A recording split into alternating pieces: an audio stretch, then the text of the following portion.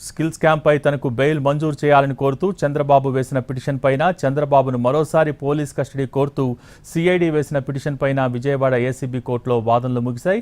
Custody petition పై CID తరపున AAG Ponnavolu వాదిస్తే Chandrababu తరపున దూబే వాదనలు వినిపించారు.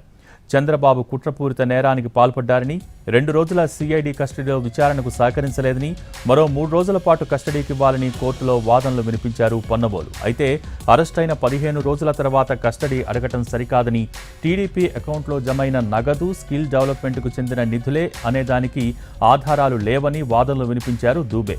చంద్రబాబు బెయిల్, కస్టడీ పిటిషన్స్పై శుక్రవారం ఇరుపక్షాల వాదనలు విన్న ఏసీబీ కోర్టు జడ్జి తీర్పును రిజర్వ్ చేశారు. చంద్రబాబు బెయిల్, కస్టడీ పిటిషన్స్పై రేపు తీర్పు రానుంది.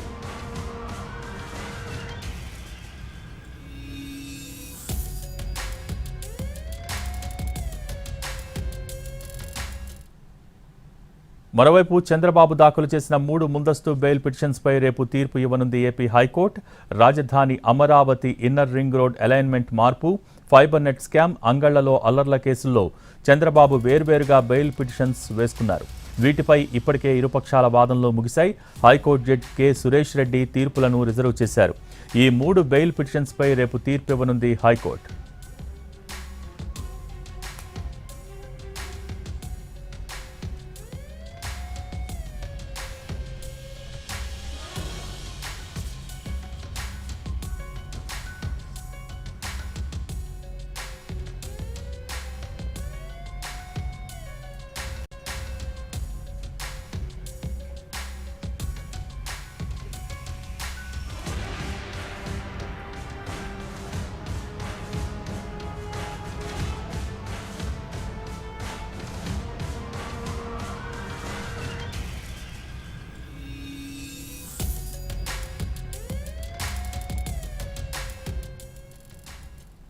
రేపు సుప్రీంకోర్టులో చంద్రబాబు వేసుకున్న క్వాష్ పిటిషన్కి సంబంధించి విచారణ జరగబోతోంది. దీనికి సంబంధించి పూర్తి డీటెయిల్స్ మా ప్రతినిధి రాజు ఢిల్లీ నుంచి లైవ్ ద్వారా అందించేందుకు సిద్ధంగా ఉన్నారు. రాజు, రేపు ఇప్పటిదాకా సుప్రీంకోర్టులో ఎటువంటి విచారణ జరిగింది, దాంట్లో ఎటువంటి వాదనలు వినిపించారు, రేపు సుప్రీంకోర్టులో కేసు అప్డేట్స్ ఏంటి?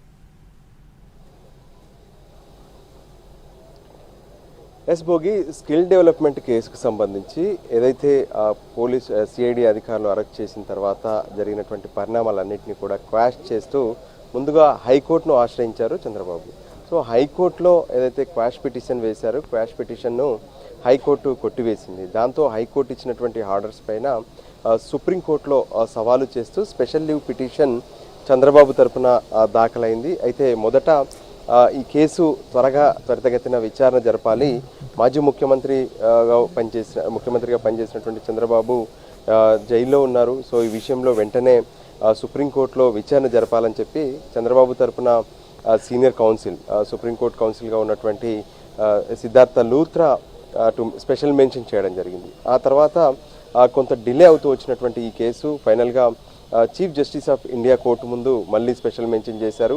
ఆ సందర్భంగా ఈ విషయంలో వెంటనే క్వాష్ చేయాలని చెప్పి కోరినటువంటి పరిస్థితి కనిపించింది. అయితే 3వ తేదీన అంటే గత 3వ తేదీన జరిగినటువంటి విచారణ సందర్భంగా ఏదైతే కోర్టు నెంబర్ 6లో జస్టిస్ అనిరుద్ధ బోస్, దాంతోపాటు బేలయం త్రివేదిల ధర్మాసనం చంద్రబాబు కేసును విచారణ జరిపింది. అయితే ఈ సందర్భంగా స్పష్టంగా అంటే 17A సంబంధించినటువంటి అంశం, అంటే చంద్రబాబు ఇక్కడ వేసినటువంటి క్వాష్ పిటిషన్లో కూడా ఏదైతే 17A ఫాలో కాలేదు, అరెస్ట్ చేసేటటువంటి సమయంలో ఖచ్చితంగా 17A అనేది చంద్రబాబుకు వర్తిస్తుందని చెప్పి స్పష్టం చేసినటువంటి పరిస్థితి కనిపించింది. అయితే 17A అనేది చంద్రబాబుకు వర్తించదు, ఎందుకంటే ఈ కేసుకు సంబంధించి తమ వద్ద ఆధారాలు ఉన్నాయి, ఇప్పటికే విచారణ జరిగింది. ఈ విషయంలో హైకోర్టు సైతం చంద్రబాబు వేసినటువంటి క్వాష్ పిటిషన్ను కొట్టివేసిందని చెప్పి ఏదైతే రాష్ట్ర ప్రభుత్వం తరఫున వాదనలు వినిపించినటువంటి ముఖిల్ రోహిత్కి స్పష్టం చేసినటువంటి పరిస్థితి కనిపించింది.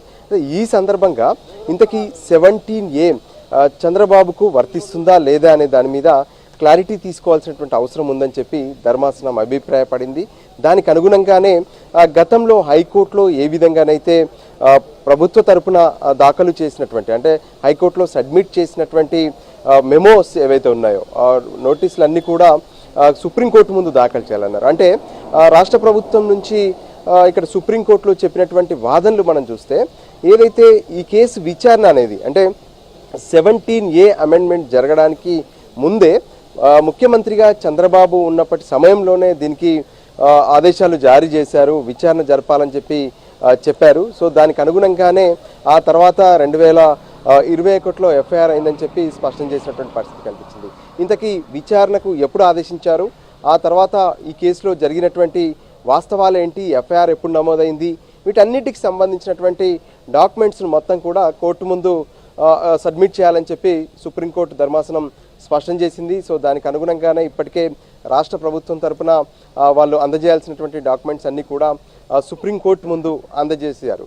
సో ఈ పరిస్థితుల్లో ఇప్పుడు ఏం జరగబోతుంది రేపు, ప్రత్యేకంగా చంద్రబాబు కేసుకు సంబంధించి మాత్రం రేపు చాలా కీలకమని చెప్పి ఇరువైపులా వాదనలు కనిపిస్తున్నటువంటి పరిస్థితి కనిపిస్తుంది. ప్రధానంగా 17A అంటే ఇందులో మెరిట్స్లోకి వెళ్ళమని చెప్పి ఇప్పటికే సుప్రీంకోర్టు ధర్మాసనం స్పష్టం చేసింది. సో 17A చంద్రబాబు వర్తిస్తుందా లేదా దీనిపైనే విచారణ చెప్పారు.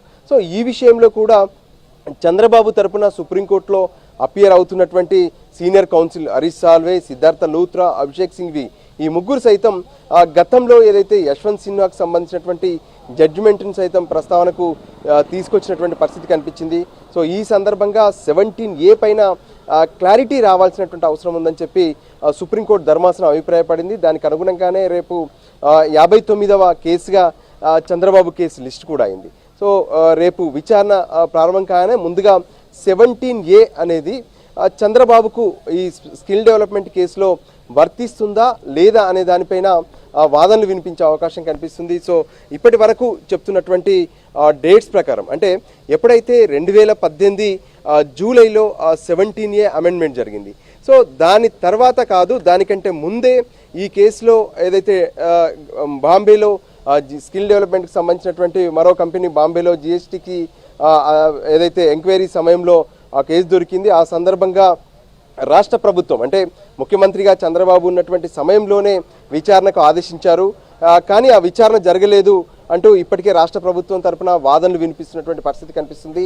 ఇక మరోపక్క చంద్రబాబు తరపున సైతం 17A అనేది ఖచ్చితంగా చంద్రబాబుకు వర్తిస్తుంది. ఎందుకంటే ముఖ్యమంత్రిగా చంద్రబాబు స్కిల్ డెవలప్మెంట్ ఏర్పాటు చేశారు, ఆ తర్వాత క్యాబినెట్లో నిర్ణయం తీసుకున్నారు. సో వీటన్నిటికి సంబంధించి గతంలో ఏ విధంగానైతే ముఖ్యమంత్రులు పనిచేశారో వాళ్ళని అరెస్ట్ చేసేటటువంటి సమయంలో 17A ప్రకారం గవర్నర్ అనుమతి తీసుకోవాలి అంటూ చంద్రబాబు తరపున వాదనలు వినిపిస్తున్నటువంటి పరిస్థితి స్పష్టంగా కనిపిస్తుంది.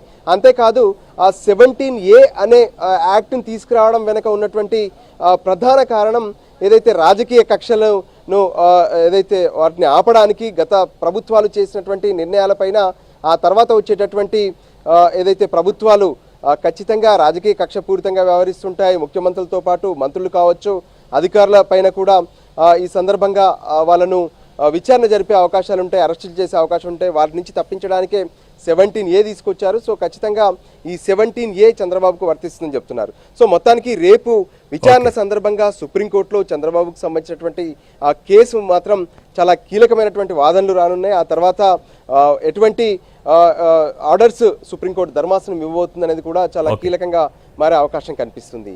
భోగి. Thank you Raju.